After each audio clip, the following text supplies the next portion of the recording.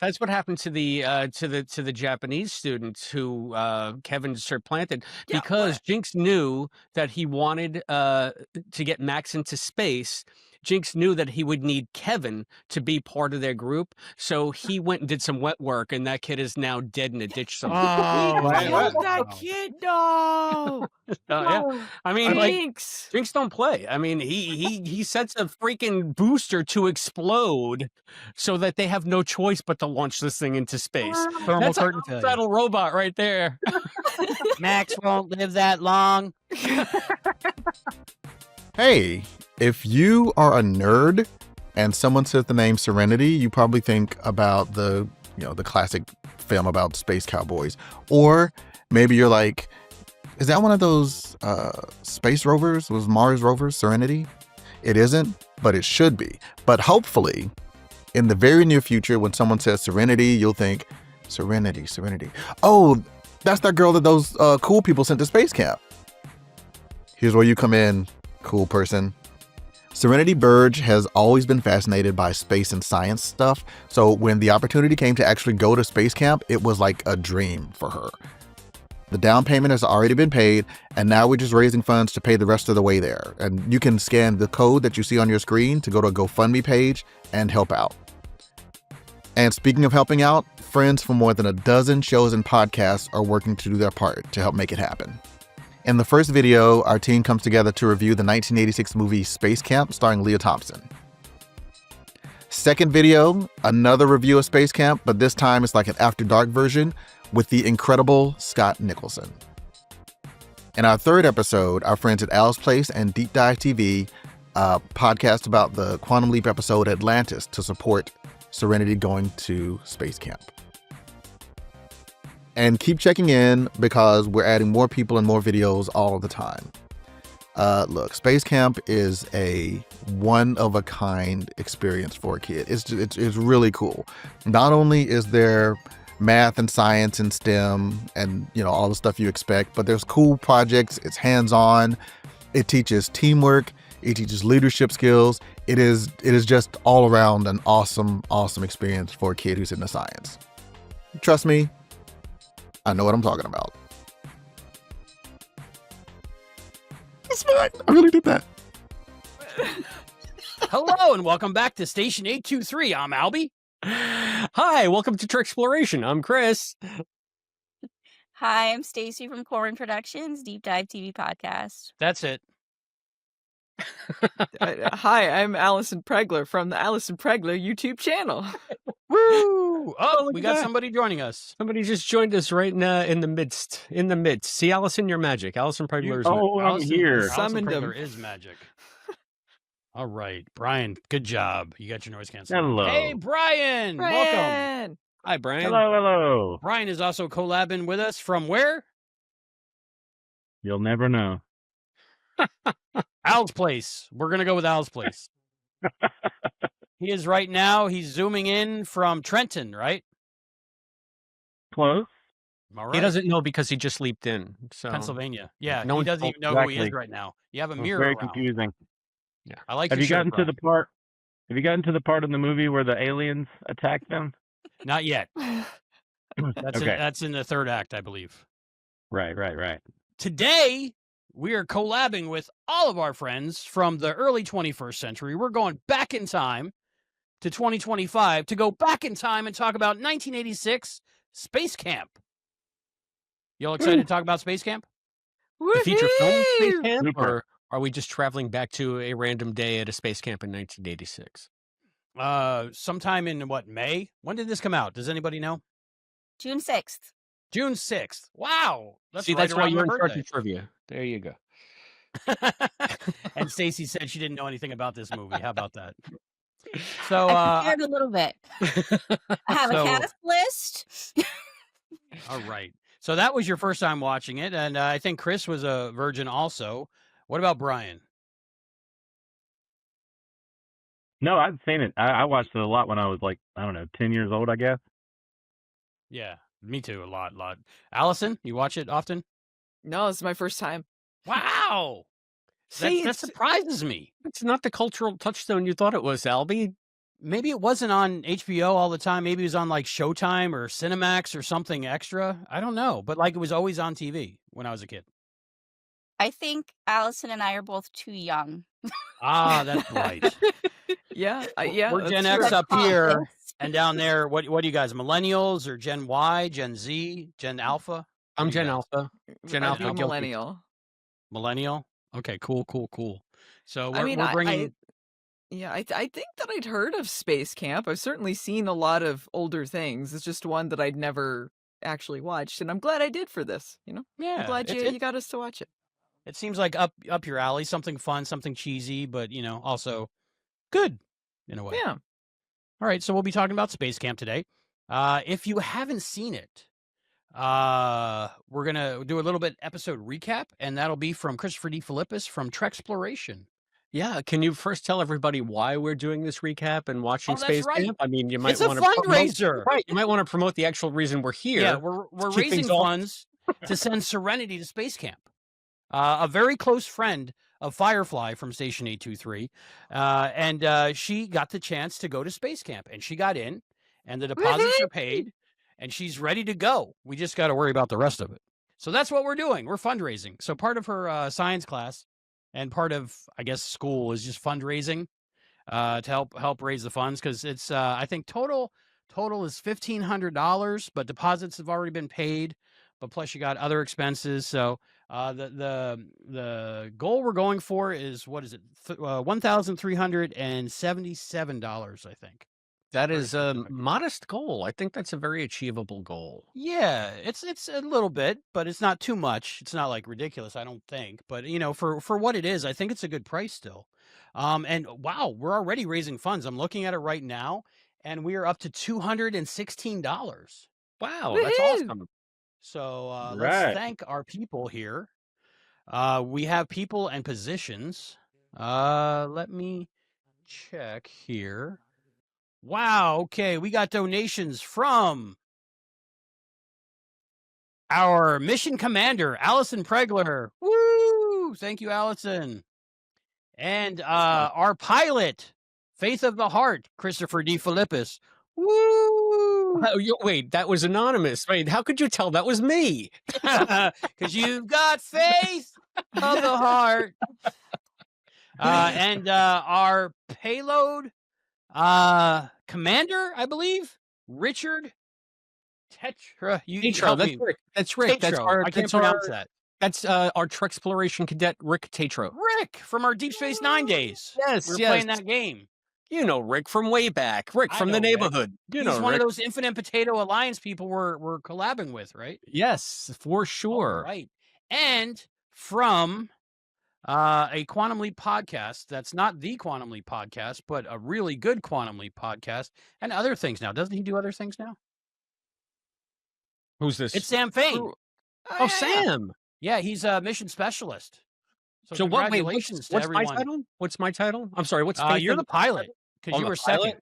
You guys Yes, are all gonna Allison crash Pregler is the and burn. commander. She's in charge. Crash and burn. Well, we're screwed. Crash and burn. So yeah, I Sam's have- from Fate's Wide Wheel. He's collaborating with us couldn't- too. We're doing 2 recordings, hopefully. Yeah, I couldn't sounds ride great. a bicycle until I was 13, so we're all screwed. That's okay. All right, so that's what we're doing. There should be a barcode on the screen the whole time. There should be links below. There should be every way to click everything. Or you can just type in GoFundMe.com/Serenity Space Camp. Yes, thank you for coming up with that That'll name, get you Stacy. there. I was going to be GoFundMe/Serenity is going to Space Camp next year, probably April, and she needs help getting in, but that's too long to remember. Serenity Space Camp. Serenity GoFundMe. Space Camp. So just type that in, and you too can be on our crew. You All right. too? Bono's going to be there? Exactly. Wow. Wow, if Bono sees this, it's funded, right? This is one bougie Woo! crew we Suzanne got. Smiley. Hi, Hi. Suzanne. All right. How you doing? Welcome, Suzanne. Good. I just had to throw a meatloaf Hey. in the oven before we started. So Awesome. Suzanne Smiley is collaborating with us from the Quantum Leap podcast. Welcome, Suzanne. thanks. Good to be here. I got a dog here that's trying to fight for the spotlight. All right. Much like Leica, dogs are welcome in space. Oh, Leica didn't end well though. Poor Aw. Leica. Yeah, that's true. Okay, so now it's time for the movie recap. Oh, the So, movie. Christopher, we're in the far future in a space station, but you're in 2025, and you're going to take us back in time to the year 1986, summer of 1986, June 6th, 1986 to be exact, when this movie came out. Talk us through it. Okay. I wrote it down on this paper. It's really small, so if I stumble, catch me because I might fall. I will always catch you. Okay, so we have corn pone young girl Willie Scott looking up at the stars. I guess it's an Apollo mission because she's winking at John Glenn and John Glenn's winking back, and she's saying, "I'm gonna get up there one day." We cut to grown-up Willie Scott, played by Kate Capshaw. She is a pilot now, who is looked over for the next NASA mission. So, with no other thing to do, she goes to space camp with her ex-astronaut boyfriend, Mustache Picket Fences. And we meet our motley crew of Space Camp cadets. They are Lorraine Baines McFly, Space Dudley, OG Buffy, Star Wars Nerd Kid, and Dillweed Jock. Also, their real names were Catherine, Tish. Catherine was played by Leah Thompson. Tish is John Travolta's wife. What's her name? Kelly Preston. Kelly Preston. Kevin, I don't know who that is. Are they still married in this time? Rudy, maybe, I don't know. Before they were taken away to their own planets and stuff? We're in the future. I think I Yeah. thought you were in the future. It's weird that Scientology was right. Who would have thought? It seems So- silly. Kevin is sort of the douchey jock. Rudy is the guy called Space Dudley, and Max is the nerdy kid. And they are joined by a robot named Jinx because it's the '80s and we needed a robot in every science fiction. Friends forever. It's an impossible robot. Played by Played by. Frank I Welker. read this. This is part of the trivia. Frank Yeah. Welker. exactly. Scooby Doo. Scooby Doo himself. Fred. Welker. How cool is He's that? doing his Slimer voice. Yeah. Oh, is that Slimer? I had not It heard sounded that like before. Slimer with a filter Okay. on it. Very cool. I thought it was the guy who did Roger Rabbit for some reason. Anyway. He's from Back to the Future too. A space camp training montage follows where Catherine and Kevin get closer. Is it Catherine or Catherine? Catherine and Kevin get closer. Catherine, which is She's- also Leah Thompson's middle name. Isn't that weird? She's a starry-eyed optimist, and he is kind of a downer. He thinks we're all going to get nuked, so why bother? Yeah, the bomb.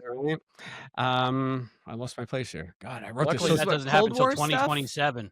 Ooh, I The wasn't supposed to bombing. say This that, was was like Cold War stuff. Is that Yeah, what he's well, worried about? in 1986, I guess we still thought that we were all going to get nuked in a nuclear war. It was one of my biggest fears around that age. So. Yeah, we all Right, thought right. that. I think. Chris, Yes. were you like me in school? You had to duck and cover. I wasn't that old. My parents had to do that, but you've time slipped. So, but Yeah, I really jump was- around.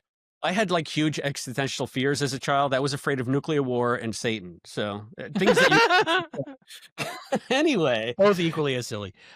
Quicksand for me. All right. So they get together, but it turns out that they left the space camp compound to go see the shuttle on its launch pad, but they didn't have any clearance. So they get in trouble by Picket Fence's Mustache and Kate Capshaw. And there's a terrible manufactured drama between them for some time. Also, Andy, who is Kate Capshaw's character, and Catherine have drama because she's like, "You've been riding me ever since I got here. I wanted to be mission commander. You made me pilot." And Kate Capshaw is, "You will be a pilot one day, Andy." Catherine, "You're going to go up there. You're going to do great. And I have to ride you to get the best out of you, to make sure you succeed." And then they have a thawing and Kevin reams out Max. Max is the little kid. It turns out that the robot Jinx told on Kevin, told them where they would find him, and that's why he's in the outs now with Catherine. So of course he takes it out on an 8-year-old kid because he's Dillweed Jock. Max is so upset that he runs away, yelling, "Don't look at me," has a meltdown, and wishes that he was in space. Well, the hyper literal robot Jinx hears him, and you knew what was coming next. It boots up the mission control computer, and he talks to the mission control computer, who, I kid you not, sounds exactly like the beautiful John Irons. Wow. And True. so it sets up a way that they can get into space because, of course, our motley crew crashes and burns in the simulator. Good thing none of this could ever get real, huh? Unless, strictly for plot reasons, our group of washouts winds up on the actual shuttle and Jinx arranges for it to take off. For real, Joe! And Whoa. once they do take off, they have no radio contact because the long range radio was supposed to be installed on Tuesday. But they achieve orbit safely. And what follows is a scene of weightless bliss where everybody is on a wire. It's so 80s. It's so great. Andy says, all we have to do is sit tight for the next 12 hours. We'll circle around. NASA will bring us home remotely. The launch window is 12 hours, but it turns out that they don't have enough oxygen to survive the 12 hours because the oxygen was going to be installed on Tuesday. Jinx, once again, this is something I thought was going to come into play, and it doesn't. For some reason, Jinx talks to the mission control computer, and I thought they were setting up the mission control computer, bringing them home somehow with Jinx in Act 3, but it never went anywhere. So I wrote that down, but it doesn't go anywhere. It's a cul-de-sac. So the rest of Act 2, they have to figure out how they're going to get back to Earth without dying of oxygen deprivation. So they decide to dock the shuttle with the Daedalus space station, which just happens to be hanging around, and it has spare oxygen that they can grab and they can air up. So they're on the way to do this. For some reason, they decide to show us that Max has to take a dump and use the space toilet. I don't know. That's great stuff. Right? But never mind that, because Andy has to go EVA to get the oxygen, and she's just kind of too big to fit into the lattice work where the oxygen lives. So, of course, Max has to suit up because he's really small, and he's small enough to reach it. They get the oxygen back to the shuttle, and they're hooking it up, and everybody thinks they're home free because one tank is hooked up. And then Andy hooks up the second tank, but I guess she doesn't really couple it right, because when she turns the valve, the oxygen shoots out. She shoots back, holding the oxygen. It slams her into the back of the cargo bay. She breaks some ribs, she breaks an arm, she gets knocked out, and she starts floating out into space. Max is able to grab her tether, but at that point, Mission Control takes control of the flight because they're in their launch window, they're in their reapproach window. So what they have to do is abort the mission.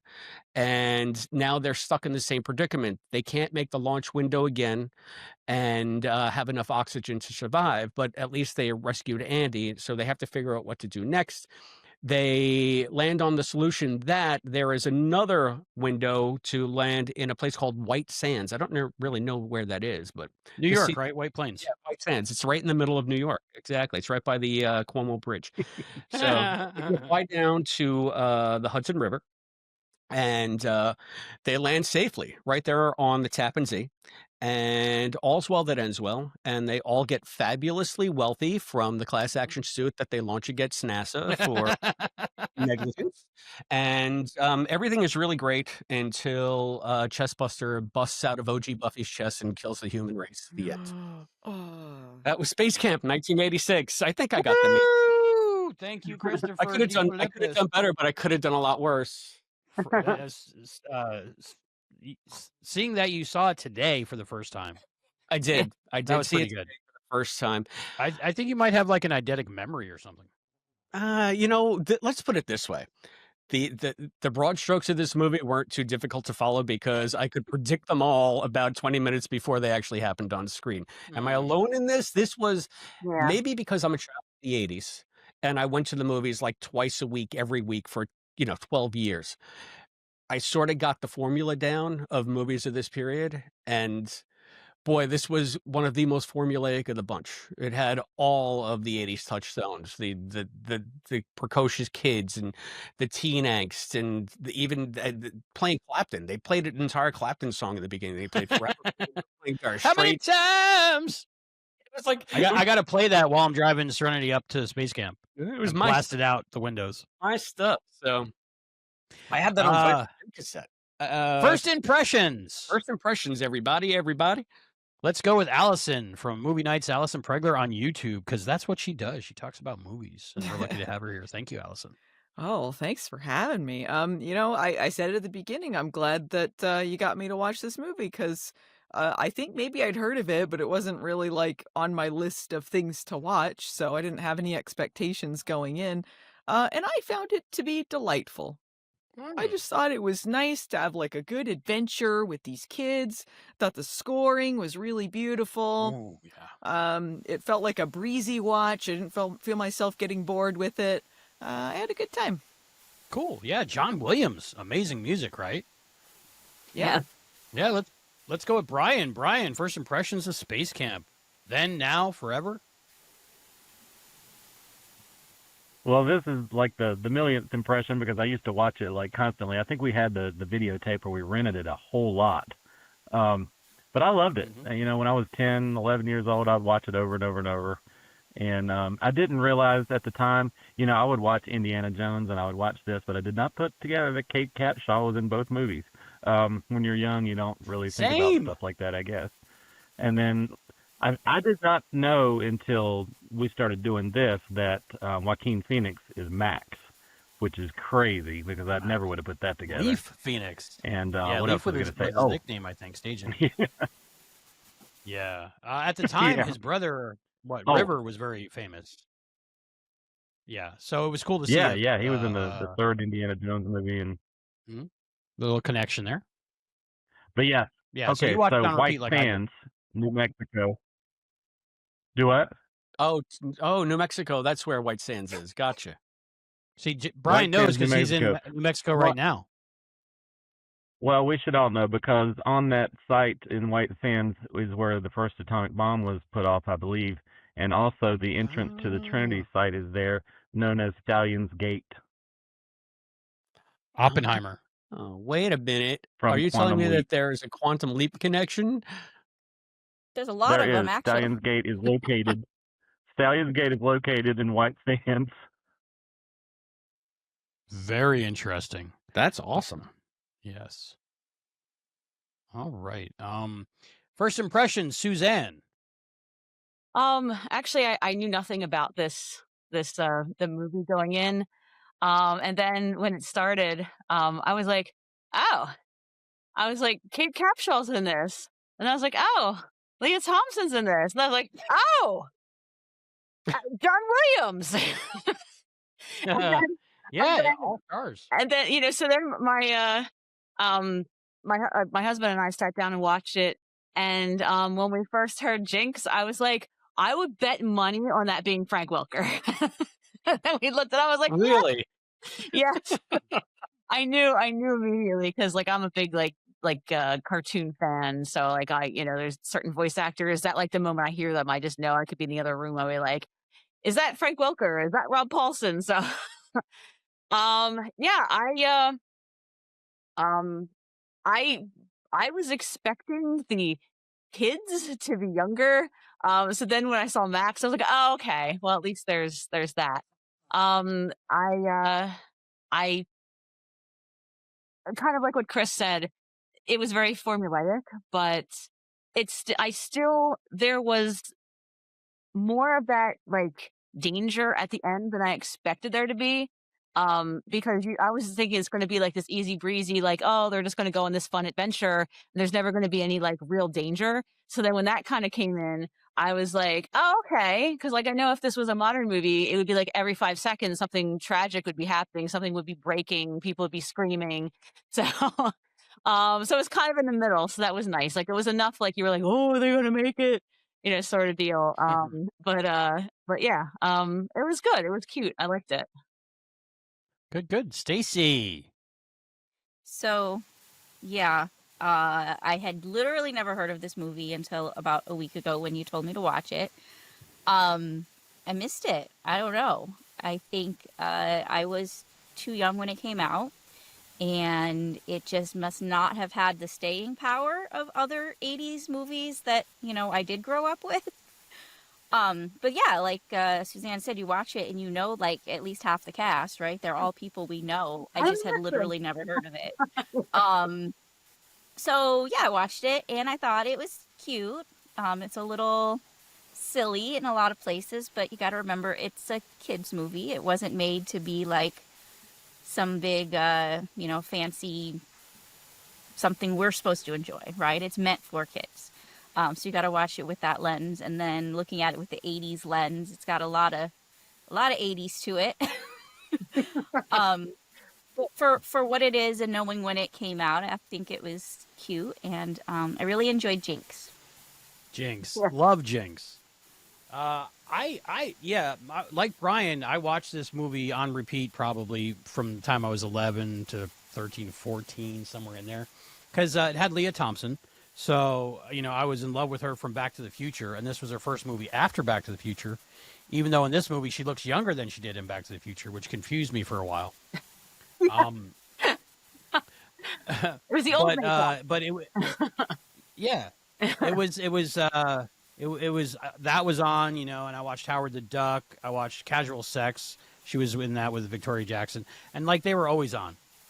And to me, this is kind of like Goonies in space. And I know it's a kids movie, but I realized I haven't really matured or changed much since I was 11 or 12, because I still have a crush on Leah Thompson. I still want to go into space, and I still want to robe it. So I think the only thing that changed this time viewing it this year, because I saw it a few years ago, and then every few years before that, Kate Capshaw. Like Brian, I had no idea Kate Capshaw was Kate Capshaw from Temple of Doom. I just never connected the two. And when I was a younger kid, I always had the crush on Leah Thompson, which I still do. But this is the first time watching it that I was like, all right, Kate Capshaw. Wow, she's beautiful. And I like her. I like her character. To me, she was just the old lady that was yelling at everybody when I was a kid. That's really funny that you didn't recognize Kate Capshaw, because we didn't see SpaceCamp a million times, but we watched, and I think we even had it on VHS and we kind of wore it out, but it was also on HBO twice a day for, 10 years. Dreamscape. Oh, And it was Dreamscape. in Love that Dreamscape. with Dennis Quaid. Dennis Quaid. So the second I saw her in Indiana Jones, I said, "Oh, that's the lady from Dreamscape." So I have just instant recall of Kate Capshaw when I see her. I don't know how you could miss her. I think she's very distinctive looking, and she wound up marrying Spielberg after. I think different color hair. Blonde in Temple of Doom, right? Yeah, Yeah, I mean, she's Brunette got, in there. got the same face. I mean, so if I dye my hair blonde, you're not going to recognize me? you might not. They were very Possibly. different characters, though. Yeah, Like, I didn't realize Yeah. it was the same lady either, and I was like, oh, okay. But it was a very different character than Indiana Jones. definitely. Yeah, I didn't see the actor as much as the character. Yeah, you're right, Allison. Chris, first impressions. What do you think? Oh, phew. As I was saying in my recap, there wasn't a beat in this that I didn't know was coming, but for all that, I don't think it was a detriment to the movie. I think it is a quintessential movie of its times, and for all that, very enjoyable. I even remember when it came out, like Siskel and Ebert were doing their review of it, and they gave it 2 thumbs up. I think it was very well received. So I'm just shocked, as we had discussed last night when we were doing Trek Exploration and promoting this, that it was just one of those movies that I was the prime audience for it when it came out. It's something I should have seen by all rights, because, as I said, I was going to the movies all the time in the 80s. And this is just one that we never went to go see as a group of friends, I guess. And then I just never happened to stumble across it on cable. So this is a long time coming for me. It's a movie that I've always known about, have always meant to watch, and have never gotten around to. So this was a nice opportunity to do that. And Cool. I'm glad that it did not disappoint as much as I thought it was going to disappoint. How's that for a first impression? That's pretty good. Well, we can all thank Serenity for wanting to go to Space Camp, for having us watch Space Camp. So that's awesome. So if I just want to say, I think one of the reasons that this movie is perhaps not as much of a touchstone today, or maybe some people missed it, I think it was just a victim of timing. yeah, Yeah, that's Because, came like, out what Yeah, 3 months after some Yeah. tragedy, right? Yeah, Right. the Challenger disaster happened, and there were a lot of similarities to plot points in this movie. This was slated to be released early that year, and then that happened and it got delayed and there were other issues with the production.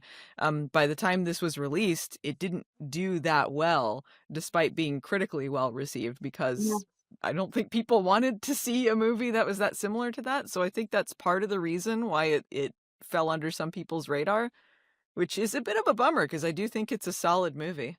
Yeah, it was still in that mourning period, which Yeah. lasted a while back then, Yeah. because the world moved slower back then.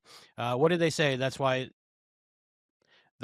Gen X was so tough, because we watched the astronauts explode in space in school, and then we had to go back to math class. So Yeah. I remember. Do you remember where you were that morning? I believe this is going to be weird synergy, because considering the fact that they played Forever Man at the top of this movie, and it was about a shuttle.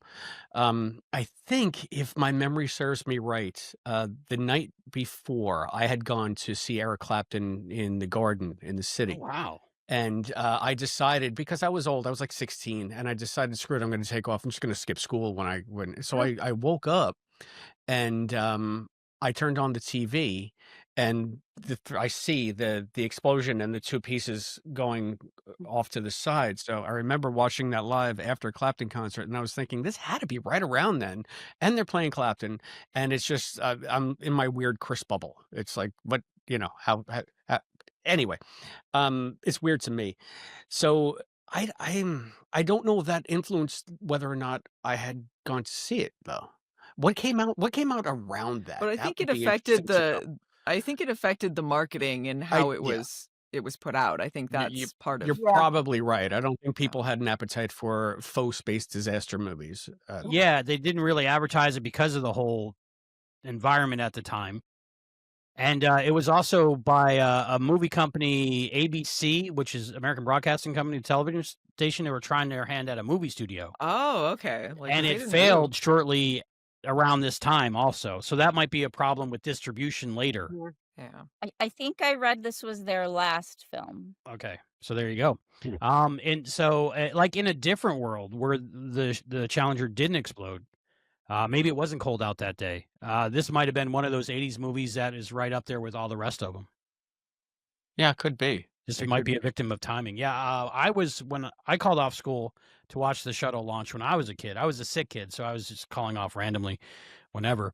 And I just wanted to stay home and watch it. And I was watching on television. I was all excited because teacher in space, and you're a kid. Teachers are like people that you know. And I watched it, and I didn't understand what was going on at first, but within a few seconds I did understand what was going on. And I didn't have anybody to talk to about it, so it was a different time back then. So I called my dad on the phone. He was at work, and I told him what happened, and he couldn't believe it. So I put the telephone against the speaker on the wooden TV so he could listen to the news as it was happening. So I'll always remember that. Where were you, Brian? I was in school, elementary school. We watched it, all together. And like you, we didn't really know what had happened at first. I mean, you didn't expect to see that. And, it took a few minutes to really realize what was going on. So I do remember that. Yeah. Is anyone else alive? when Yeah. this happened? Same here. They brought us all to the media center, and they showed it on. They had like this big like rear projector like TV screen with like the different colored lights. Advanced technology. Oh yeah, yeah. Um, Love those. yeah, Love those. and they showed it to us, and you would think like they would never do something like that in school today. But like afterwards, like we went back to our classes, and then I do recall like the teacher like talking about it, because like you said, it was a big deal because there was a teacher going into space, and we were in school and we were kids, and like yay, like that's cool. But like I'm pretty sure it wasn't like they brought us all in there to watch it. I don't think they brought us all in there to watch it, and then we were like surprised at what happened. I think it was like the replay that they were showing. I don't think we actually like saw it live, and then they wanted to like just like talk about it, how we felt. So that was That was my first like news binge. I tend to do that when there's a disaster. I just turn the news on and I watch for 3 days. I don't know why. It's just how I cope. And that was, I think, the first one I remember, just watching the news for days. So it was bad timing. I think for me, I was sad about it, but I wasn't soured on space because I think at the time I was a space nerd kid, so I had known about like the Apollo program, the Gemini program, and all the things that happened, and the astronauts we lost, on the way to the moon, even. So like I was sad, but I understood, but I was still hyped up for space. I didn't see this in the theater, but it was one of those things I was always on television, whatever channel I was watching as a kid. Maybe it was one of those ones that because it didn't do that well in theaters, it was like really cheap to license for TV. I find like a lot of things that maybe didn't do so well theatrically find an audience that way because they aired on TV constantly. It's funny you say that because you guys were just mentioning that ABC Studios, and when I was watching this movie come on with the rip that was provided perfectly legally to everybody in the group, it said ABC Studios. I was like, is this like a made for TV movie? That's Is this what going I to be like thought. and it was going to be like what's going on?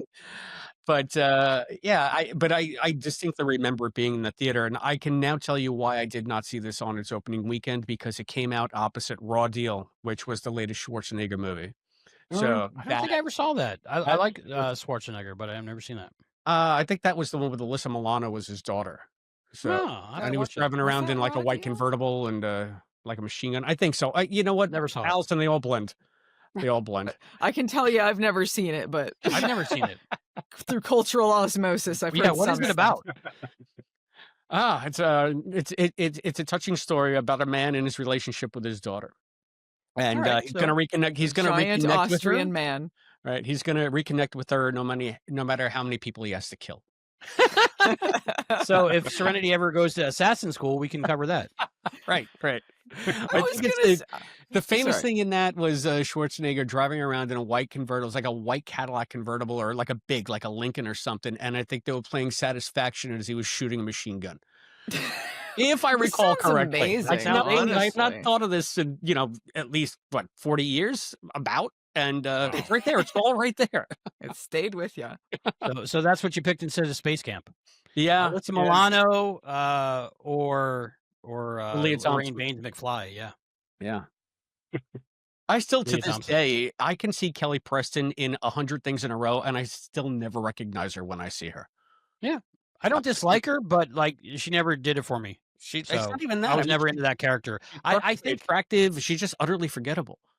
I think like I saw myself as a combination between Kevin and Tish, because I was kind of 80s quirky, wearing neon and all the different things, and whatever the latest fashion was inspired by Madonna, and also I had the crush on Leah Thompson. So Is that why you're wearing that black lace glove?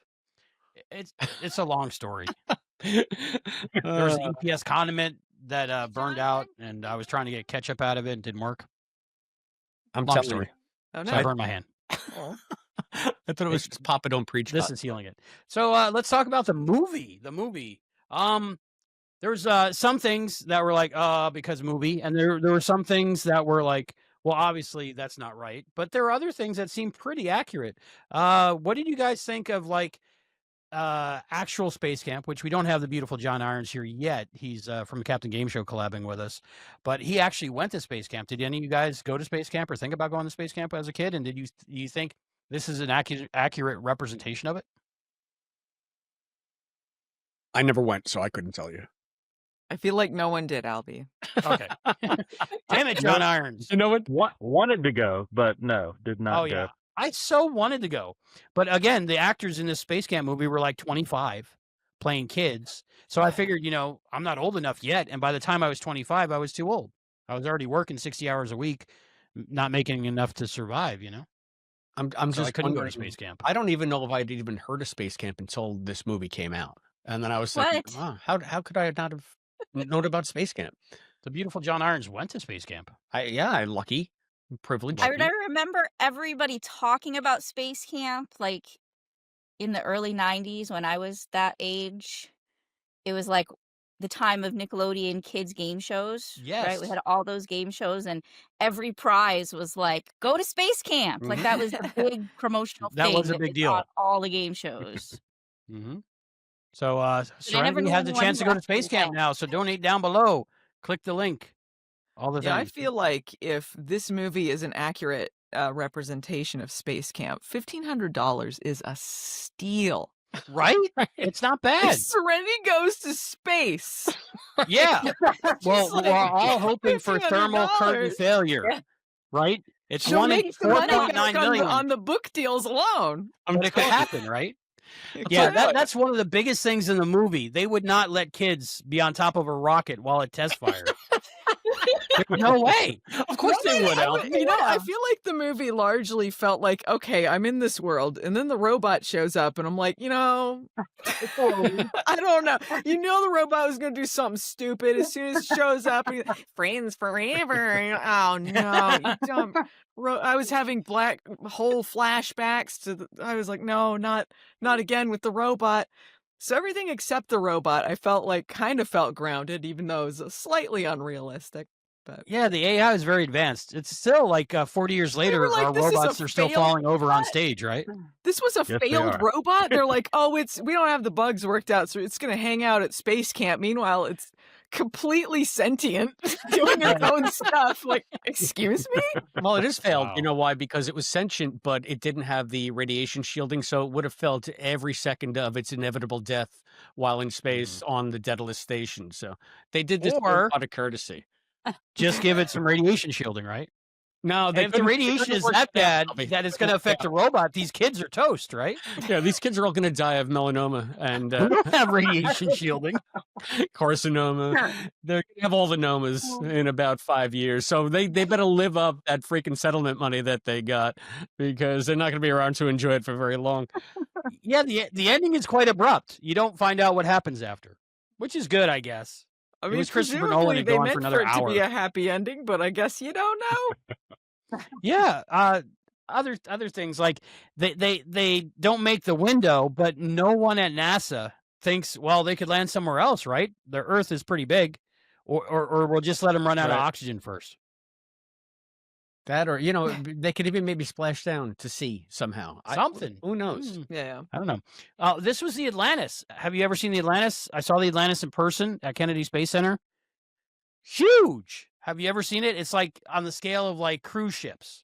It's ridiculous. I always thought it was much smaller. I have a bad thing with sizes. Like when I saw Statue of Liberty, I thought it was much taller. Brian, you just saw it. Did you think it was taller or shorter? What, the Statue of Liberty? Yeah. Yeah, I thought it was taller. Yeah, no, it's really Right. not. In every disaster movie, it's taller than the skyscraper. You go there, it's about 13 feet tall. It's like, no, I don't want the one from the gift shop. I want the real one. And they're like, no, that's the real one. Like France. So the shuttle's huge. Have you ever seen a shuttle?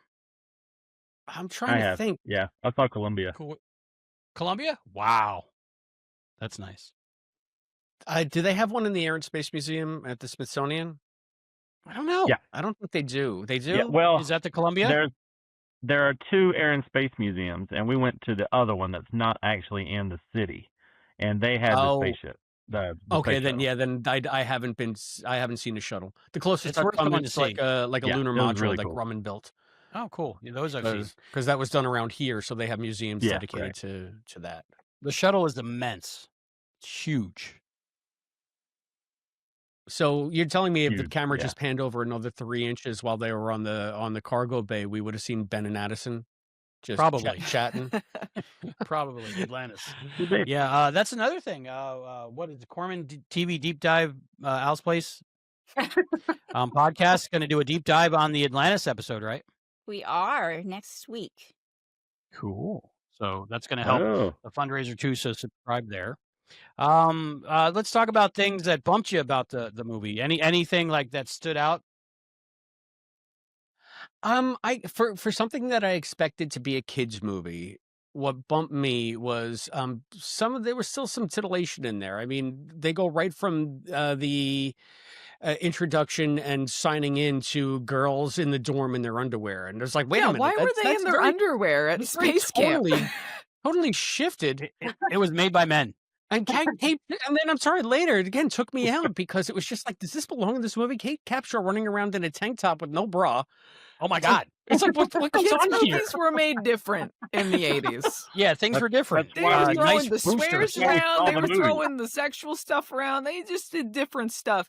I Yeah, it do was feel different like time. I would maybe call this leaning toward a family movie, even though it's got Yeah. the robot and stuff. But it doesn't feel like it's solely for kids to me. No, especially when Joaquin Phoenix is getting sucked by a vacuum cleaner and expressing his joy at No, that. that's for.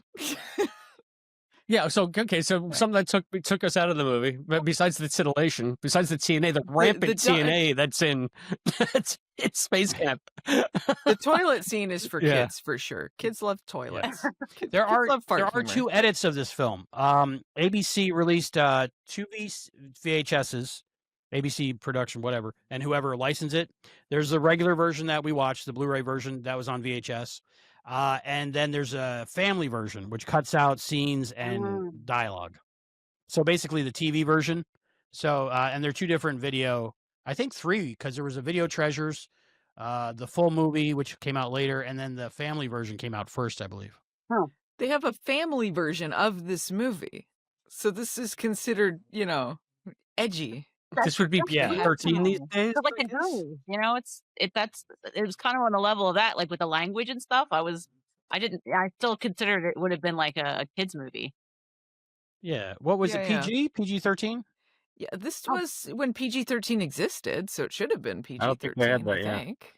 Let me see. I have Yeah. it right up here I on feel my. Probably PG, This because was rated Temple of Doom hadn't PG. come out yet. Yeah, Temple of Doom hadn't come out. That was the first PG-13, I think. No, the Oh, first I see. PG-13 movie was not Temple of Doom. It What was was Firstborn. I remember because I saw it was a big deal. Did that have Peter Arnold Weller. and Alyssa Milano too? Peter, I don't think Peter I saw that. Weller and Terry Garr. Ah, I thought it was You guys need to write me a Gremlins, but list of maybe movies not. I need to watch. Was Watch only so thinking many it was movies Allison? that still I exist thought it here was in the future. Gremlins, but maybe I was just confusing the trivia, I guess. Let me see. I'm gonna maybe Firstborn. I Was it thought first PG-13 movie? I could be wrong. First PG-13 I'm usually wrong. movie. Red Dawn. Red Dawn. Red Okay. Dawn. I saw Red But Dawn. that as was well. 84. You were all wrong. What? All I know I is you remember that urinate in the Firstborn being- radiator. God, maybe I was wrong. I was wrong. Huh. It happened. Okay. First I I was did wrong. say Red Dawn a million times. Wolverines. It was So good. there's things that say Red Dawn, but then there's also things that say Indiana Jones and the Temple of Doom. We'll defer to Brian. Brian, what is your final decision? I think Gremlins was what made it was part of why they decided on PG-13 becoming a thing. I I'm think gonna that's say all Indiana of these Jones things were just because becoming I like it better. confused. Could it have been retroactively graded for like a new Oh release? yeah, things might have been Oh, redone. sure. I mean, well, there are a lot of things Yeah. that used to be So rated it's X saying that are now that's rated the R. earliest, but it wasn't the first, maybe. Mhm. This year is the first year I noticed Kate Capshaw in that top. So I guess I really was enamored with Leah Thompson if I didn't notice that as a 12-year-old boy. Chris, I put out a message, a challenge to you last night in our live stream about this. Did you notice what I was talking about? What did I say? Do you remember? Are you talking to me because you guys? Yes, Chris. You guys all just froze for about 12 seconds. I'll fix it in post. Sorry about that. So you got to It's the time dilation. You got to ask. that question Gravity again. makes time, and time makes gravity. Funny thing that. So do you remember what I told you to look out for? I don't. The infinity belt. It was 2:00 in the morning. Oh. Yes, Oh, now that's that you true. recall, now that you said it. Infinity belt. Did you notice that part? No. No. Was it I Max's? absolutely caught that when I watched. Was it what's her face's her orange belt that Yes. all of a sudden can wrap around it? No, it was about 3 feet long, and then it was about 30 feet long. Okay. I was Now, yeah. trying to figure out where that came from because I thought she took it like off of herself, and then She did, Then yeah. I was like, well, maybe it was like some kind of like some kind of strap that they had that was on the ship. And I was like, Right. there's no way that's the same belt that she was wearing. Because what? That was like, you said like 30 inches, maybe? But the thing is, and then she takes off that belt that took me out of it, and it had like the tethers on the end, like you could clip it onto something. So then I'm thinking, okay, she was in the suit, and she didn't like the spacesuit, so she grabbed this from like the payload area or the warehouse, walking so that she could accessorize. Maybe. We just didn't see how many times she had to unwrap it from around herself, I guess. So maybe there was more of that in This the was- cargo bay. This was Tish's belt, was it? Tish's belt. Tish's belt, yeah. Tish is Billy pulling Preston's all belt. sorts of stuff Yeah. out, because she did the little makeover montage with Leah Yeah. Thompson. Like, she's the fashion. What a character. She loves fashion. She's got a photographic memory. Perfect. She wants to be a DJ or something. 800s. Yeah, I like DJ this- for aliens. Yeah, I like the sparkly eye makeup too. It's pretty Yeah, good. me too. But I like the sparkle. She was to me the most quintessential 80s character of the entire thing. Mm-hmm. But Yeah. Definitely the most 80s one. you know Yeah. what's interesting though is that in the beginning of that movie, this thought occurred to me, like none of the characters were what they wanted to be. So the ditzy girl was super smart. The one girl that she wanted to be the commander, she was better as a pilot. The one the other guy I don't remember his name. Kevin? No, Kevin. not Kevin. Rudy? Rudy. Rudy. Rudy. Loved science, but it was hard for him, and it was like everybody. There was something. So, and then even the main character, Andy, she she wanted to go into space, and the first time she gets to go into space is oops. So it's like so it was interesting. Like everybody was like a contradiction of themselves. Yeah. I just thought that was interesting. They each had an arc a little bit too. Yeah, I Yeah, felt like They that, were all that the underdogs, was Exactly. kind of the screenwriting 101 course showing. Yes. Could have Yeah, used how well was it make written, a you little think, Chris? less bonk bonk on the head, right? How good was the writing, Chris, from an author? How good was the writing? The writing was fine. Yeah. The writing was exactly what you'd expect from a mid 80s film for teens, for young teens. It was spot on. Yeah, good. Couple things bumped me about the writing. I think it was it was the makeup scene where the two girls were talking about like Kelly Preston was like, guys like eyes, well, kinda, and stuff like that. And Leah Thompson was like, guys like what I don't have, which is not true. I don't think at all. And plus, she had already been hit on by Kevin how many times at that point? So that kind of was out of place. Yeah, she wanted nothing to do with Kevin. And the thing Yeah. with that kid Max, he was such a it just occurs to me that the little kid in Resident Alien is named Max too. Maybe there's just like a whole generational thing of child actors. named Max's Max. code. Yeah. Max So- is like a little kid name. Yeah. But like Zach is also a kid name, but that was the name of the boyfriend, Tom Skerritt's character. Yes, yeah. That was dating Jesus Andy. Christ, It's like- Zach. His name is Yeah. Picket Fence's mustache. That's his mustache. full name. Yeah, mustache. That's the only bad part of the movie, really, is the mustache for me. You don't expect an older character around that time to be called Zach, That's Well, because every you grew little up. kid You grows grew up up and on keeps their Saved by the name. Bell, right? Well, How many Zachary Zachs Taylor were there was whenever older. he was a kid, though? I don't know. I Yeah. guess. Yeah. Oh, and John Locke. Was that guy always old? Yeah, right? Terry O'Quinn. Terry I- O'Quinn doesn't even I get a knew he name was in in the this. movie, He's and just I was launch director. Expecting not to recognize him, but I'm like, he's already bald. How did that happen? At first, I was wondering, is that Clark Gregg? Okay, no, it's not him. He looks familiar though. Is that guy from 6 Feet Under? He played the dad. He's the character actor that's been in a million things. He's probably been in Mhm. Quantum Leap too. No, it's not him. And then I saw it at the end. It said Terry O'Quinn. I was like, huh? Terry O'Quinn. Wow. Yeah. And he was like, Jinx, don't tell me what I can't do. It was crazy. Jinx. It seems so weird to have that robot be in the same universe as was ostensibly supposed to be the real But it world. was the 80s. Like, you had Play the Navigator, you had Short Circuit, Yeah. you had Better Than It felt like Intuitive. that, yeah. So it was like, Yeah, yeah. like Yeah. that's just like, and even in the cartoons, like all of like the cartoon shows of that time, it was like, what was that Mask, the cartoon Mask? Like the little boy in that, his like best friend was a robot. So it's like you have to have like the boy and the robot, like it's like the kid and the dog, sort of thing.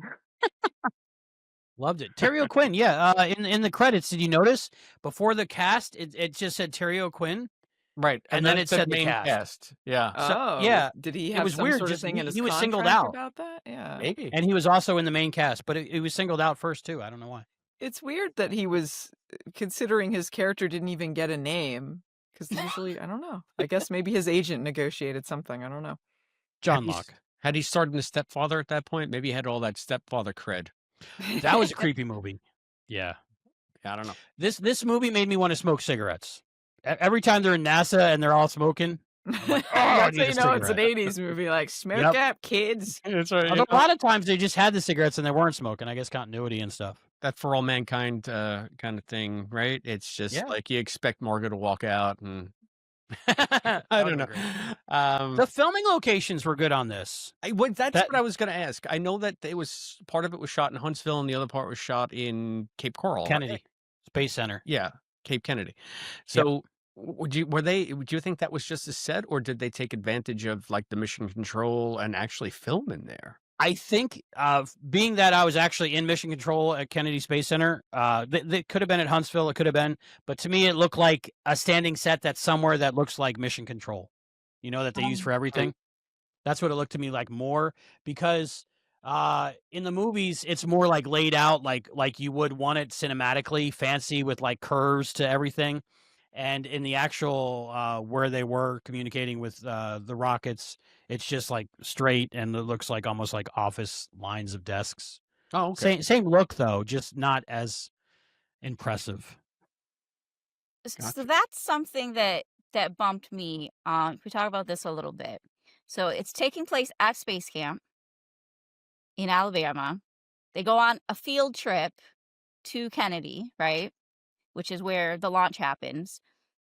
But when they went on their date, they went to the launch pad, which they said is like right around so-and-so's office. So they snuck out and drove 14 hours. Right. Also, Jinx is at SpaceCamp. But by the end of the movie, he walks into Mission Control, which is in Kennedy. He rolled down this street. He just kept going the whole movie. It took him a while. There's a lot of scenes cut of him traveling. Or did I With miss the something? Energizer Bunny. Robots hitchhiking. For the purposes of the movie, they were all right next to each other. That didn't bump me at all because I don't know SpaceCamp from Cape Kennedy from But anything. they literally showed them getting in a car, going on a field trip. They showed the sign. We're at Kennedy Space Center now. Yeah. They Right. didn't That was totally pretend Kennedy it was Space the Center. same place. Well, there are so many movies where I watch where it takes place in New York City and they're uptown at Central Park and they turn a corner and the Flatiron Building is right there. They somehow jump 40 blocks in one. So I'm inured to that now. It's just like, yeah, I guess. All right. But these are two different states. Yeah, very far apart. I don't know. Uptown and downtown, pretty different areas. You would just say, but a robot could do it, right? You cut a couple hours out, but yeah, it's like a day's travel between the two places, and they cut back and forth. As far as I know, that tall hangar that they show, like when Leah Thompson's landing the plane and Kate Capshaw's like walking by the guy getting hit on by Kevin, and there's that big hangar that's supposed to be the tallest hangar in the world that holds the rocket ships in the upright position, and they show that. I don't think Huntsville has that from what I've seen on their website and in the pictures, but it's definitely a Kennedy Space Center. And when we took the tour of Kennedy Space Center, they talked all about how it's the tallest, the biggest in the world, and the biggest doors in the world, and all that stuff. So, like, they're intercutting both, almost like it's one location, I think. Yeah, that's again, it didn't bump me because I'm kind of ignorant. So it worked for the layman, not for all of you space wonks out there. You would think the target audience, right, is space nerds. Yeah. Right? If you want to go to space camp, so I guess I'm not a They good enough paid for space that. nerd. Or Allison. It never bothered me until I was older, because I just thought Space Camp. I don't know what's at Space Camp. Right. So I guess that's what they went with. That, and like the other thing that bothered me about that was the motorcycle helmets. They're in the space shuttle in motorcycle helmets. I was like, what? They would not put motorcycle helmets on them. in Well, the maybe space that was shuttle. just for the training aspect of it, for that. Maybe It was supposed to be a PR stunt, right? They were just It supposed was to just get the to make feel of the them like thrust. play pretend. Right, Right. exactly. Yeah. So it was cheaper to have motorcycle helmets than $1 million space helmets, I guess. Right, but thank God they had a couple of working EVA suits there. Just Yeah. hanging out. and MMUs and all that stuff. Oh, the space when they went to the space station data list. Does anybody know? Was that a thing, or did that what they call the International Space Center or space station before that, or what? The International Space Station didn't exist yet. Right. I didn't research this, but according to my husband when we were watching the movie, I don't know if this is true, but he likes to spew facts, and they're usually true. He said Daedalus was never built, but it was Ah. planned. So in this universe, they were starting to build it, but that never happened in real life. But it was a planned project. Ah, okay. So And it's like an then those alternate timeline. plans ended up getting like tucked into the International Space Station eventually. Okay. Yeah, Okay. here's what I don't know how accurate that is, but that's what I was told. That makes sense. Did Adam enjoy it? He knew the movie. He was like, oh, that happened in the movie. Dave and I were, getting ready to watch the movie, and we were like, oh, you know this movie? And he's like, yeah. I was like, so we all watched it together. Oh, The night nice. before he Nice. left for his trip, he was excited. I was like, you want to watch it with us? We're gonna watch it. Here's where I That's wish cool. that my husband would come on. He's like he had other things he needed to do, but I asked him. I was and we're gonna watch it. I said, "Have you ever heard of this movie?" He's like, "Oh yeah, I know it." I'm like, "Okay." Well, he actually when he was in college, like for like his like final like his like he had to do like an internship, and he wrote to different places around the country that he wanted to do, and one of them was to be a counselor at SpaceCamp at Kennedy, and they accepted him. So he was adding little like tidbits of information throughout as we were watching it. There was a couple scenes where he was like he thought he recognized some stuff from Kennedy, and so I mean like that's pretty cool. He got to do that. That's That awesome. was awesome. Yeah. So, but he made some remarks about like the one what was the suit with the propulsion thing that Andy was using. The Um, MMU, yeah, man maneuvering yeah, unit, like or the he mentioned that like that was something that was like tested once, but they like never actually use it again.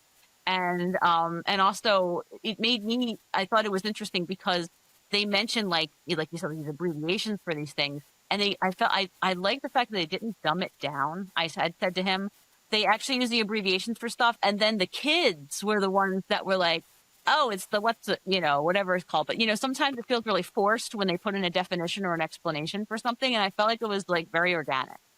And I like that they didn't like give it stupid names just to like make it more understanding for the audience. That was a big part of this movie. I think the first half is basically setting up everything that's going to happen in the second half, and it's like they're explaining everything that you need to do and you need to learn and what things are called and how things work. Yeah. So when you actually go on the space adventure, you've been educated to everything you Yeah. need to know to enjoy the second half. Yeah, A lot of that's exposition. but again, it's setup delivery, and you could see it coming from a mile away. I wonder why they're bringing that up. Oh, because Yes, they're going to mention you it later.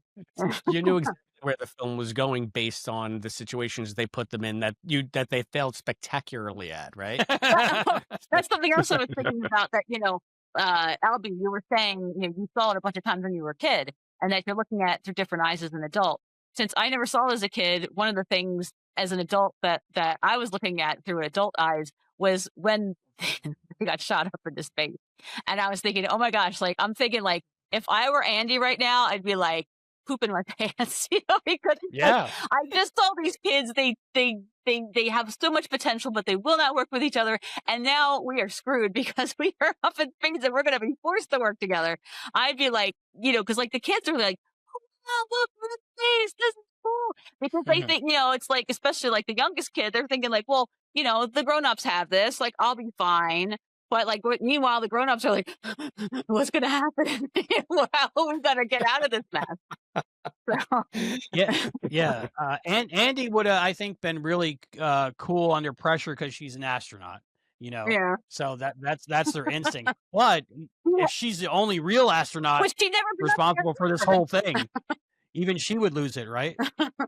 Yeah. Maybe Because like the fact that Catherine is able to land the shuttle, or at least get it in the window properly at the right angle, 30-degree angle, for the autopilot to take over. And her only training on that was the 2 minutes in the simulator that she failed at. Oh no, no, spectacularly. no, no! miserably. She also came to space camp, helping her dad fly a single prop biplane.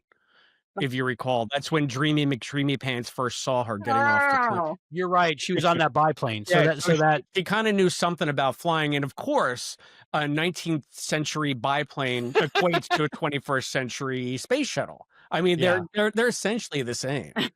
yeah, You got pitch, you got yaw, you got roll, you got thrusters, wings. you got lasers. Why was she Lasers, even robots. flying a biplane to begin with? To like why in the 80s was a biplane even still being used? Her dad was a crop duster, right? I guess. That's yeah. true. He Yeah, could so- crop dust in that kid Max in the toilet, huh? Ooh. So if we raise over $10,000, then I can deliver a Serenity to Space Camp in a biplane. If not, it'll just be a Jeep. Yes. So what does everybody need to do, Alvy, to get Serenity to Okay. Space Camp? There's a barcode on the screen. Just take your phone or somebody's phone that has money and point it towards that barcode and click on it and just click yes, yes, yes, yes, yes until that thing says 100% funded, and we're good. Wow, Perfect. it's that Right? easy. See, Or they can go to a URL. What's the URL, Stacy? GoFundMe.com/Serenity Space Camp. And there's links below on all these channels, right? Yes. How many find channels the is this going to be link. It's broadcast there. on? Many, It's many somewhere. channels. It's everywhere. More than the movie was originally broadcast on, that's for sure. It's going to So- say this has a wider release. Yes. How did this group of kids that literally was failing at every turn, couldn't get along, two of them just got in serious trouble for like sneaking out after curfew and going to the launch pad. How did they end up being the group on this adventure? Right? They saw them, Like, they're like, why- that looks like a main All the character. groups, are they the one that was picked to go do the test? Yeah, you know what? They do that test every day for every group. They just waste tons and tons and tons of fuel. He was putting the poster up and he was like, some of you are going to get picked to go. And then, oh, they go. Of course they go. But There you like, go. Well, they're If the Tom- failures. They're the worst group here. Why are they going? if Tom Skerritt was choosing, he would pick his wife's group, right? To be fair, we haven't seen the other group, so we don't exactly know. They might have been worse. Maybe Are they they all all stink at this camp. They were the best of the worst. The green team. Yeah, the green team didn't get it because they were all bullies. Yeah. Yeah, and, Well, and guys, it's the I gotta- team. Drop out. Bye, Brian. Yeah, Thank you thanks, for Brian. joining Thank and you. collabing and sharing. fun. We appreciate you. Brian, If you're any watching, final donate, thoughts on donate, Space Camp? Donate. Yeah, final thoughts and ratings, Brian. Love it. 5 robots that don't fall down on stage with a curtain covering them. And I don't know what else to say, but I loved it. If you're watching, donate. If you can't donate, share. Both are Thanks for important. watching. Thanks, guys, Thank for you so having much, me. Brian. We love you, Talk to you man. later. Great to see you, brother. Bye. That is Brian Green from Al's Place. Awesome. Yeah, and this team that went up has a kid that's not supposed to be on the team, Right? Right. and it has a guy, you Kevin, guys that's are not supposed to be supposed with the team. He's supposed to be some Takanami guy, right? So what happened to him, by the way? Yeah, what- how did is he- it? Well, Like, it was the nobody 80s. kill cares him? that everybody's just not where they were assigned to be. It was the Fine. 80s. What was that? Totally Killer, where you find out in the 80s you didn't need to have ID or That's something in like my that? notes, literally. Yeah. But you're the only person who's going to know what I was talking about, so I didn't think I was going to actually bring it up. But yeah, so Totally Killer, a movie we covered for our Halloween month. Great movie, great film. It's a time travel movie that takes place in the 80s, but it was made now. And a big, like, running gag of the movie is 80s people are totally incompetent. Like, the grown-ups suck, and, like, nobody knows what's going on, and they don't care, and you want to go to school, cool. I don't care who you are, go to class. I don't need to know your identity to sign you up Mhm. for school. It was very And- loosey-goosey back then. Very. We lived through it. I Yeah, mean, you could go to the store at 9 years old and buy cigarettes and gin and just say they were for your mom. So yeah, literally watching this, I'm like, wow, that was like an exaggerated thing for Totally Killer, but that's literally what's happening in this movie that was actually made in the 80s is every one of these adults is just completely incompetent and doesn't care. These That's what kids it have was. zero supervision. They're like sneaking off to the launch pad. How's that happening? Well, they were At NASCAR? on the launch pad. They were on like the vista overlooking the launch pad. I mean, They it's got not the like they were shortcut sneaking from onto the robot. Yeah, I The think robot. You know what? How does nobody notice or care that the $27 million robot is just living in this kid's closet? this is in Max's closet. It's like, is And no that's one what paying actually attention to happens. this robot? That's what happened to the Japanese students who Kevin supplanted Yeah, because what? Jinx knew that he wanted to get Max into space. Jinx knew that he would need Kevin to be part of their group, so he went and did some wet work, and that kid is now dead in a ditch somewhere. Oh, Right? Killed that kid, no! Yeah. I mean, Jinx! Jinx don't play. I mean, he sets a freaking booster to explode so that they have no choice but to launch this thing into space. Thermal That's a curtain failure. homicidal robot right there. Max won't live that long. Jinx! I can't believe you've done this. Jinx did it, and he gets rewarded with a can of oil. Jinx had blood on his That's hands. thanks. You're next. I don't use oil. You're next. Does the robot use oil? Now nobody notices this Morse code going on, right? Until Jinx says Max's code. Yeah, what did they think was going on with the lights before that? Yeah, They and it's didn't making a really sound notice like it. blink, blink, ding, ding, ding, ding. Yeah. Yeah, the Are cigarette they smoke supposed was, to be was like really too smart thick. people working Well, at mission control? Yeah, I mean, obviously they understood Morse I- code once I- they figured out that it was supposed to be Morse No, code. no, no. But yeah, But what I did they don't think think was going on? they didn't even notice that the thing was blinking. They were too focused on their own. Nobody was sitting at that station specifically. Okay. Right, It was right, off because it on the wasn't fully periphery. staffed like a normal day that they would Right. have a launch or something. You'd think that they'd call in everybody once this happened. Do you think? Are you kidding? They're going to keep this Hey, on we the shot some DL. kids into space. Yeah. You think Yeah, anyone tell nearby people. noticed, like, hey, there's a rocket?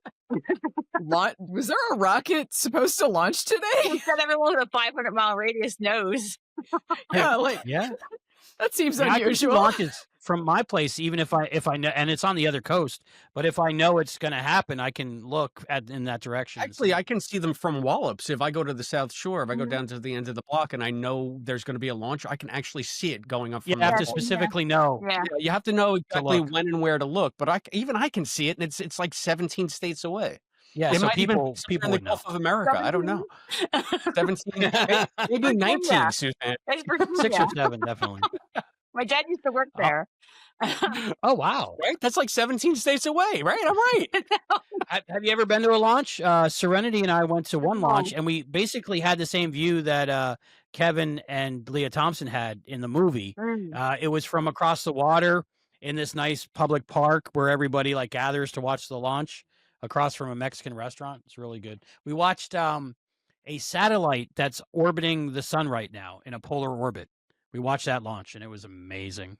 You just feel it. Yeah, I Yeah, I can't don't imagine think you being keep that that on the close. DL. I just don't think No, that would get out. secret. Back then, it was a different time. It was in the newspaper 3 days later, you know. Well, didn't they? They even made a joke out of it when Mustache Picket Fences said, "Tell them that my wife and a bunch of kids went up into space. They'll never believe you." And that was it. And that's how we addressed that. I think there's a plot hole meeting, right? And then just there's patches, Band-Aids to fix that. And that's one of those, right? Right? They're like, Tom, come back in, put on your Zach stash. We need you to just say this line of dialogue. Oh, so good. But an enjoyable film, I think, overall. Is there any other things you guys wanted to talk about, like good or bad? Or I'm still different? obsessed with this Max on the toilet thing. One thing that I noticed, This is maybe like 2 minutes of the movie. one thing that is very telling, had that been a 90s or a 2000s movie, there would have been audible farts. This was yeah. before farting was acceptable in a family film. Now farting is on everything all the time, everywhere. But So- the moan was okay back then. You know, When did farting turn the corner to wholesome family fun? Oh. when I saw that scene though, the only thing I could think of is like because the way Kevin picks up Max and like puts him on there, I'm like it's like when I'm potty training my son. Pick him up and like put him on the potty. There you go. You got I mean, your it was picture just- there. Can I No. put it there? freaking awkward. It was just like, what am I watching here? I was think awkward. it felt like a semi-educational chuckle. Yeah, You know, That's- like they're like, yeah. it's the toilet, but how do the astronauts poop? A There you little go. toilet humor, but educational. Yeah. Yeah. It didn't Listen, feel that's the- excessive. Like film strip voice that you would hear in your third. How did the astronauts poop? Okay. I'm amazed that they got Max off the toilet with that thing I was just thinking at about that the age. I was thinking about there was like an Enterprise, wasn't it? Where like the kids are asking them questions and they're like, yeah, that's you, Trip. And they're like, poop question? Yep. Yeah, how do you go to the bathroom? Hey, give me the poop question. He answered it very well too. Huh? Yeah. So. Other things that I'm wanted to say, talk about. Oh yeah, they're getting the oxygen, right? Andy can't get it because her helmet's too big, Her right? whole body. That's what's holding her back, right? Her helmet and her spacesuit. Yeah, Not the length of it, but the girth of it. Yeah, But I then don't Joaquin think Phoenix can just get in there. that- Joaquin Phoenix is also wearing an adult suit. He's just got a Right. the 30 The belts. million yard The belt. belts. Yeah, the But infinity to make belt it holding him shorter. in. But the thing is, his suit should be actually bulkier because it's so bunched up. Yes, that's what my husband said. He said, it's Yeah. not going to make it any smaller. So because movie. Because kid physics, and you needed a kid hero for the kids in the audience. Why would they be positioned in a place where you can't reach them in the first place? That's a good. How are they going to get them out when they actually do need them when you start assembling? Yeah, Yeah. because they're the same spacesuits, right? That's why the Daedalus wasn't made. I don't know. They're like, No, no, we don't know how to do it without making this really tiny thing. we tried, can't get back to the oxygen. We're just gonna crap it. I do have to Let's say send though, the kid who doesn't know how to use the toilet out to rescue us. He's the smallest one, Chris. It's Yeah. unlikely. That's what makes it compelling. Oh, gotcha. Oh, is that what they did? That's why I was so rapt, Allison. These are the worst people for these positions. They're just a bunch of kids. What if kids went to space? Wait a the minute. wrong stuff. That right? idea is so crazy it just Kids might don't work. go to space. Oh my goodness. I have to say though that the gravity, the anti-gravity just floating and weird Dutch angles the whole time, it really worked for me. I feel like they there's did a good job pretending to be floating around when they're just using Yeah. harnesses and stuff. It looked pretty good considering the budget. I mean, they weren't in like the Vomit Comet, or anything like that. They were just like at different angles and trying to hold on to things. They had extra hairspray in and like the shoelaces and So the the only one, seat belts had wires. Yeah, they did the little earring effect. That was Yeah, that was good. Yeah. Tish's earring. and they did give Leah a hero shot. She did get to pose like Cara Zor-El during the first instant of that scene, but then everybody's all topsy-turvy. I thought that was pretty neat, actually. So Yeah, It's Yeah. it's so difficult to emulate zero gravity, so Mhm. I thought they did a pretty good job. They did great. Like I never could place where was level, which was good. Very very rarely could I. I think in one scene that Kevin is attending to Andy, when she's knocked out and stuff, and like he's trying to hold himself up on a half yeah. squatted one leg thing, and Yeah. his leg is kind of shaking, like he's been there too long, but it's only in one quick shot. Yeah. But other than that, I mean, I really couldn't tell. So someone always had to be hanging upside down or sideways. Mhm. It was really good, and I didn't see any wires or wire removal. The optical compositing, there was a little problem with the hair with the outside of the shuttle windows, but other than that, the special effects were great.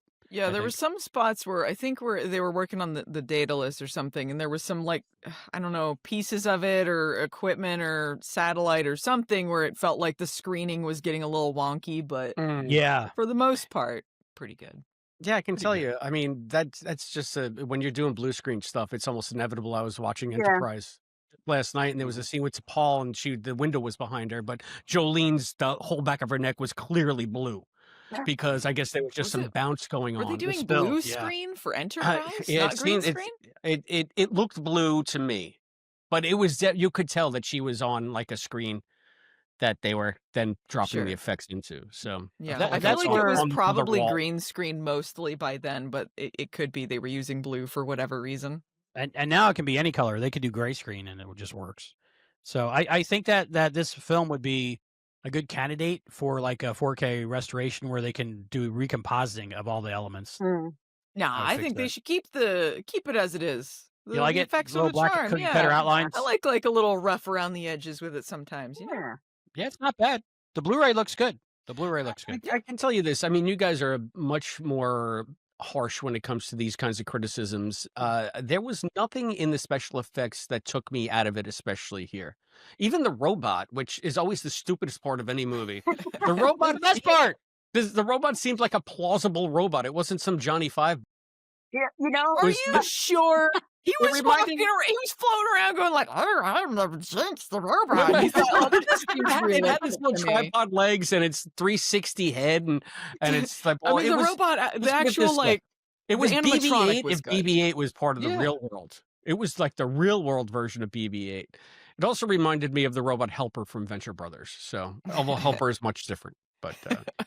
That's one thing I'm missing about this film is like bonus features, behind the scenes, like how is a robot made and different filming stuff. I wonder if they ever shot it or just because it was low budget or the timing. I don't There's know. got to be a good behind the scenes documentary about this because Somewhere. they did have a lot of production issues aside Mm. from the marketing and the unfortunate timing. There was just issues getting this movie done. Ooh, like what?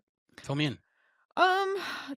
I'm forgetting everything I read, but it was it was something like, you know, they went over budget like really early, and then like shooting was supposed to take 3 months and it ended up taking 6 months. So there was Wow. like, yeah, some issues behind the scenes. Hmm. Maybe overall, I think Stacy they looked did it good. up. She did some Stacey. research. I Oh, remember you got that trivia? about what you just said, but I You don't got know. trivia for us, Stacy, before we wrap this thing up? I mean, Part one? like nothing that you haven't already said. Okay, Chris Googled some stuff.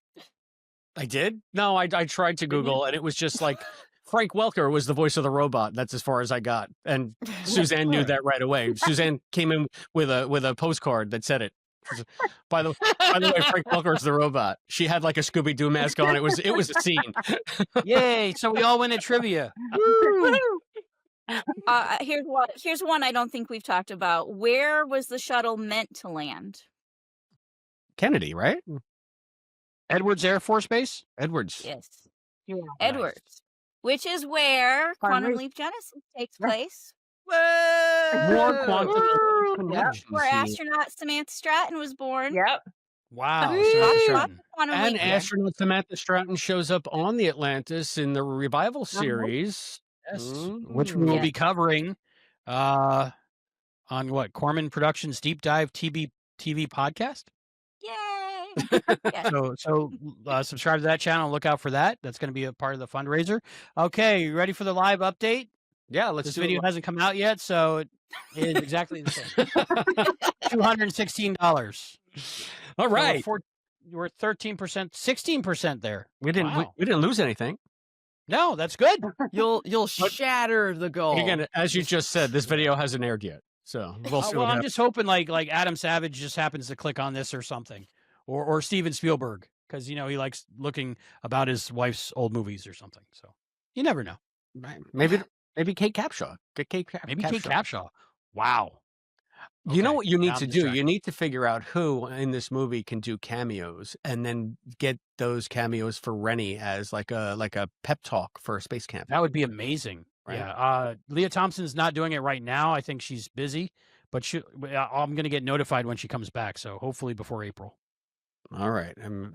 Leah Thompson, have you ever seen her cameos? No. She's like, "Hi, this is Leah Thompson. I was in Back to the Future," and we're like, "We know you're Leah Thompson. You don't have to tell us." Oh, well.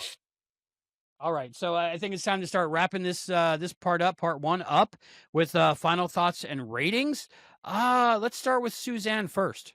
I thought it was really good. I was trying to get my son to watch it, and I was like, look, it's like You would love it. I could Jonathan would Flight love of the it. Navigator, and then we're like, look, it's a kid as a robot. You love robots, and he was just. So, but no, I liked it. I felt like it was definitely in the vein of a lot of like those types of family 80s movies. And what are the ratings that we're doing? What out of what? Out of 5. We're doing 5? out of 5 just because that's strange, and it have to be wacky objects Yes, from oh, what yeah, we're talking yeah. about. So in this case, the 1986 film Space Camp. I'd have to give 4 out of 5 space toilets. All right. Sorry if I took that one for you, Chris, because I bet you were waiting for that. Well, you always have to have an alternate, right? All right, let's go with Stacy. I thought it was fun. I thought it was cute. Is it perfect? No, but it's watchable. I'm sure people who had, seen this previously hold it nostalgically. I can see that Mhm. being a thing. Yeah, it was fun. I would also give it a 4. Let's say 4 floating earrings out of 5. Okay. Okay. I'm gonna go next. Then we'll go Allison and Chris. One of my favorites from childhood. I'm shocked as to how many people haven't seen this film. I just thought it was one of those things that was ubiquitous among people that love 80s films and sci-fi and space things and stuff like that. Revisiting it as an adult, I gotta say I just enjoyed it, and maybe even more so. More things bumped me just because I'm a little bit wiser. But I think it more emotionally affected me because as a kid, it was just, like stuff happening on screen and an adventure. But as, an older person, as a parent of a kid that might encounter this situation because she is going to space camp and there might be a thermal curtain failure, 1 in 4.9 million chances, it could happen. I got emotional. So, like, even when I knew Andy was going to make it, but Andy's floating outside the shuttle and she says, Catherine, take the window. Oh, my heart was breaking. And I was like, I've seen this movie 300 times. I know what's going to happen. How am I emotionally affected like this? It made me enjoy it more. So I'm gonna go with 5 out of 5 nice boosters. Allison. I had a good time watching this. I don't have any nostalgic feelings for it because I didn't see it as a kid, but it had all of those like right notes. Just felt like a good time. You felt the peril the kids were in, and you knew kind of where their stories were going, but you're still like, yes, they made it out in the end. Great score carrying the whole thing. Really made me John feel like, Williams. yeah, just a big sweeping adventure. So I would say it's a 4.5 out of 5 Frank Welkers. Woo! Max is code Max in space. Christopher D. Philippus, bring us home, my friend. Well, for someone who this movie might have been aimed at and who missed it, I can say that I probably would have really liked it had I seen it at age 16, even though that's a little bit aged out. But I love science fiction. I love space, like real space. I never knew Space Camp was a thing until this movie came out, so it's responsible for that for me. And having finally gotten to see it, I'm happy that it was as good as it was, because going in, I was ready to crap all over it because, again, you could see just the broadest of broad strokes, every cliche in the book on display as the movie progressed. But for all that, it was a good, strong cast. Even the kid was pretty good. And even the robot wasn't that annoying. So Kate Capshaw really kind of carried the movie like she didn't in Indiana Jones and the Temple of Doom. I think I'm the only one who likes her character in that movie, but I love that movie. I liked her. okay, thank you. But The so bugs scare me. for all of that, this movie was still somehow slightly more than the sum of its parts. And for that, I'll give it a solid 4 unexpectedly awkward girls in their underwear scenes out of 5. Well, in their underwear and tights under their underwear, wearing shorts with 2 shirts and a sports bra. So, Stacy. I already went. You already Okay, went. That I was was just making sure. I was messing with my robot. Anyway, that'll be in part 2. Oh, yeah, That'll be you my- were. That'll be my show and tell for part 2. I don't really have any space camp things like the DVD, Blu-ray, 3 VHSs, 2 laser discs were released, but I don't have any of them. I guess I just never came across them in the wild, or I would have bought it. I'm looking at a couple things on eBay right now, but this is my show and tell for the movie. IMAX. It's an IMAX thing. What is it? Joker and Joker. IMAX? Joker 2 with Joaquin Phoenix. That's all I had. Oh, the musical, the Joker. Yep. I love the film. I don't care what anybody says. Fight me. All right, then we're gonna have to fight, Albie. All right, We're gonna have to fight. I'll be You right saw it? down. All right, I'll see if I can get a Joaquin flight. Phoenix. He's a kid from SpaceCamp. How could you not like it? He's been All in a right, lot of so movies, you know? everybody, yes, this is shared on your channels, hopefully. But for the other channels that it's shared at and not collaborated with and all that things, tell us where we can find you. We'll start with Suzanne Smiley. Tell us about the Quantum Leap podcast, please. All about the Quantum Leap podcast. Yes, and Yeah. where to find it. and Yeah, where to well, find you can find it on Facebook. You can find it on what's the website? QuantumLeapPodcast.com. That's pretty simple. That's straightforward there. Anything else? You can find me specifically on Facebook on Scott Bakula and Company and Scott Bakula's White Streak. Ooh, yes, that's not a secret anymore. No. All of you Scott Bakula white streakers. Contribute. This movie had so many oblique Quantum Leap references. It behooves you to send Serenity to the setting of all of this quantum goodness. Yes, and hopefully she will meet the diaper monkey. Stacy, where can people find the TV Deep Dive podcast, Corman Productions, Al's Place? Corman Productions Deep Dive TV Podcast. You can find us on the YouTube channel Corman Productions. Linktree.com/Corman Productions. We have a Facebook group and all that good stuff. Thank you, Stacy Corman. Allison. You can find me on YouTube at youtube.com/Movie Nights the series, or if you look up Allison Pregler, I talk about movies, TV shows, so bad it's good stuff. I've talked about some Star Trek, making some goofs on that. I've talked about some Quantum Leap. I was part of the Quantum Leap podcast, so And she's part of the history of Quantum I Leap. know some She's very famous. Yeah, I know some Quantum Leap stuff, just a little bit. So She's so famous, she's infamous. infamous, yeah. Thank you, Allison. Christopher, where are you coming from tonight? You can find me all the time these days at the Trexploration Show. It's Trexploration.com. Do we still have that website? Is that like a thing? Yes. Okay. And So it's don't. youtube.com/@Trexploration, where you're probably watching this right now. As you know, Trexploration is a show where Albie and I cover all things Star Trek all the time, and we're leaping out into bold new directions as the show goes forward. So catch us here on Trexploration and go to the GoFundMe site and send Serenity to SpaceCamp so she can become a Trexplorer by herself of her own, something like that. A real life Trexplorer. How's that? How's That's that? good. Thanks, Thank you, Pilot. Thank you, Pilot. What are all the ways that people can donate, and how much should they donate, and how much we got left to go? If we're 16% there, what's the math on that?